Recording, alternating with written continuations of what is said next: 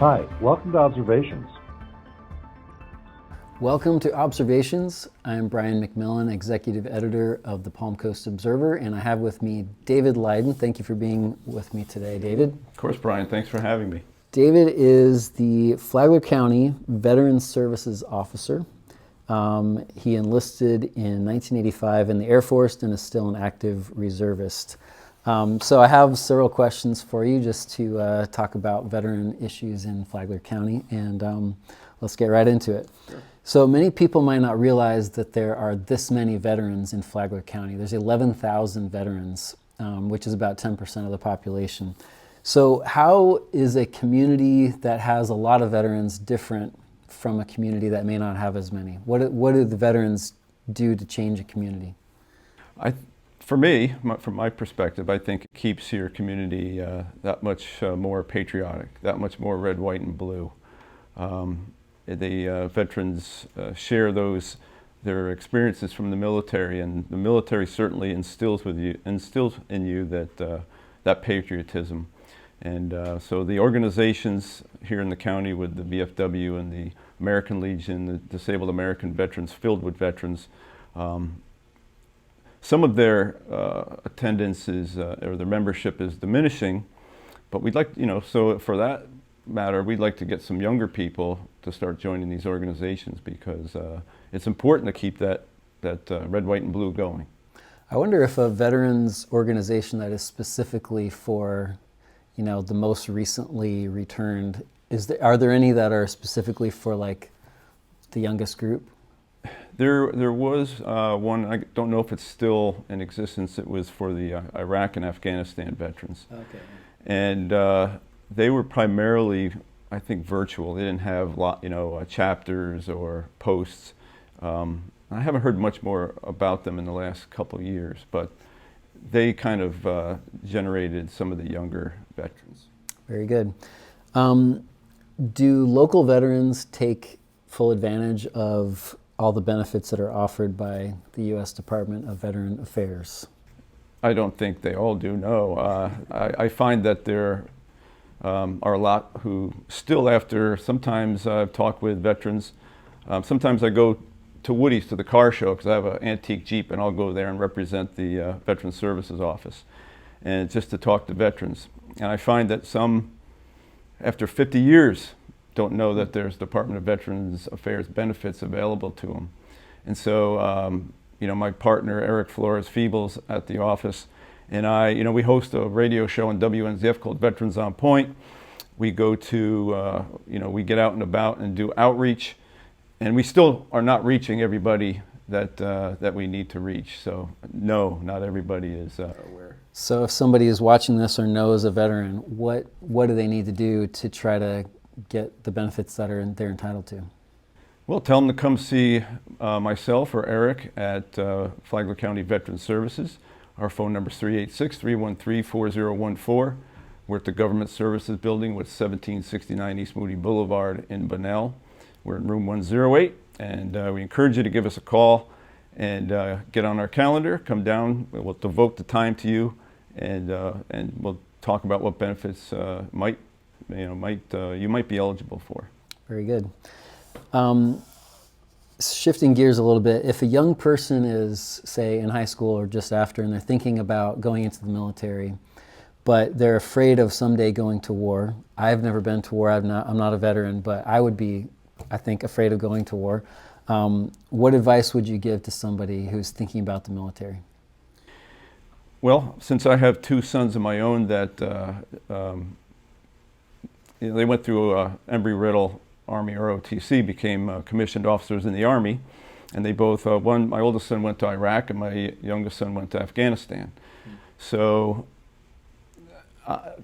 from my spiritual perspective, if it's your time, it's your time. And so it could be in war, it could be walking across the street and get hit by a bus. So my wife and I, people ask us that, how do we feel about our two sons going to the war zone? And we just put it in faith that God will watch out for them. That's what we believe. So, and they did, and God, they came home safe, fortunately. But I would still not shy away from military service. I know this, the last 20 years might dissuade some parents from encouraging their kids to do that, but from my perspective, from my son's perspective, my family's perspective, military service has, taught us a lot. It's really the backbone of my whole life, to this day. What's something that it has taught you? I've had so many mentors over the years. It's taught me everything from financial literacy to leadership skills and camaraderie and teamwork and service before self. And my sons saw that and learned that, and that's the men that they've become too. What does the word duty mean to you? Duty means that for me, that you have this responsibility. And I think that we all have a responsibility to make our houses better, our communities better, our country better, and not just sit on the sidelines and watch everybody else do it or watch other people do it. I always say, don't sit in the wagon, get out and help pull the wagon. And so that's a duty to me, is just being part of the society and making this country great. Do you watch war movies? Not that I have, but I don't make a habit of watching them. Yeah, why not? They're full of Hollywood. That's the nicest way to put it. Is it? I imagine some people would say they don't watch them because they bring back bad memories, maybe, but some people may say they're not real enough. I don't know. Like I said, they're just full of Hollywood. I'm a retired police officer too, and I don't necessarily like to watch police movies either because and my kids all laugh, and my wife laughs because they say I can't watch a movie and enjoy it. I'm always that's baloney, that's fake, and so they don't like watching movies with me. Well, I'll watch a movie with you someday. What is a saying or a piece of advice that you learned in the military that you still think about today, that still guides you today? A saying or a what? Or a piece of advice that you learned from the military? Wow. Well, the Air Force says service before self. That's got its core values. It's it's got excellence in everything you do, service before self, and integrity first. So living by those core examples. So can you think of an example of something like, I don't know, just going about your normal everyday life where you could have an opportunity to put self before serving, but you think about that and so you change what you're doing? Like, does it actually impact something that you do on a day-to-day basis? So how do you mean, are we always altruistic? And I guess, I'm retired once already, and when I came to Flagler County 8-9 years ago, I just got immersed in the veterans community. I joined the VFW, the American Legion, and then I was made a member of the Veterans Advisory Council for the county. And I wasn't a veteran services officer then. I had got my real estate license and was just playing with that because it was something different that I'd never done in my life. I was always security or in law enforcement, and so I wanted to try something different. But as part of the veterans community, somebody said when Sal Ratigliano, my predecessor, was retiring, David, why don't you put in for the job? And so I did, and here I am 5 years later, still doing it. So I do it because I want to be in there, not because I have to be in there. And so that's still kind of duty, even though it's not entirely altruistic. The county does pay me to do it, but I could be doing other things. Yeah. But this is such a good fit for me that I love doing it. I love coming in every day to help people, and so it's a perfect match.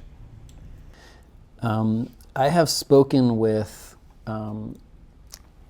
80-year-old men who think of themselves first as a veteran, even though, as I've interviewing them or talking to them, they served for sometimes 1 or 2 years, decades earlier. But that's the first way they would describe themselves, as a veteran. What is it? Why do you think that happens? Why do you think that 1 or 2 years sometimes defines them through their whole lives?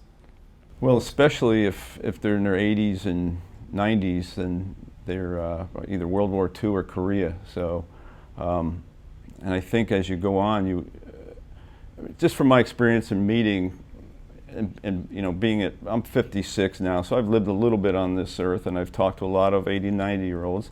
I think at some point, as the sunset years are coming, that you want to reflect back on you know, did you have a purpose, and one of your greatest purposes was serving your country. And so that is what first and foremost comes to their mind, that they served their country. And certainly you know, they're a veteran because of it, and I guess that's where it comes from. Abraham Lincoln said in the Gettysburg Address, "The brave men, living and dead, who struggled here have consecrated it," meaning the land that they're talking about. What do you think he meant by that? What is he saying that is sacred? Again, I'll read the quote. "The brave men, living and dead, who struggled here have consecrated it." That they've sowed the seeds and fertilized our soil for the freedom that we enjoy still today. And so we should appreciate, you know, every time a veteran serves, especially when they've given their life for us to live the lives that we live here. I think sometimes we, you know, all of us kind of get so comfortable that we forget that sometimes. Even veterans forget that sometimes. So, but yeah, so Abraham Lincoln's words are important. That's why I don't know if you catch our Veterans on Point show on WNZF. We talk about an event in history for each day of the week for our broadcast week, just so to remind people that where America came from, that we're not, you know, that we're great, but we're not perfect. We have blemishes. We don't hide any of our history on our show, and so just I guess listen to Abraham Lincoln. We still do, years later. I think this coming week is the anniversary of the Gettysburg Address. And I forget who spoke before him. It was like a 2-hour speech. Yeah. And then Abraham Lincoln came up, spoke for like 16 minutes or something. Maybe not even that long. I think less than that. Less than that, and that's more memorable than just about any speech in history. Yep. Just to conclude, how can we better serve our neighbors who are veterans? Just by, I guess, by loving this country. I mean, you can, if you want to, you can go to a neighbor and just talk to him and thank him for his service. But just by loving this country and you know, keep making it great. Just from simple things. I detest littering, so don't litter the country. Don't throw your garbage out the window. Treat other people with kindness. No road rage. Just be a great person. Be a great American, and appreciate your freedom. And that's all veterans really care about. It's just, you know, for their sacrifices, just show that you that you deserve it and that you appreciate it. Very good. David Lydon, thank you for being a great guest. Flagler County Veterans Services Officer. Thank you, Brian. Thanks for joining us on Observations. Remember to subscribe for more interviews about issues that matter to you.